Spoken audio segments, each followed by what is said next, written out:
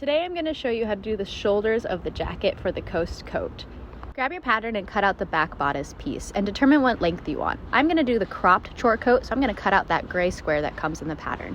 Then grab the front bodice pieces and with right sides together, pin the center of the neck to the center of the back bodice and sew. Once it's sewn together, make sure you iron that seam down. Grab your bias tape and iron the seam out of that as well.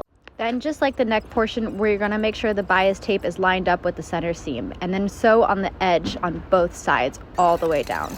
And that's it. There you have it, a nice clean finish front to back.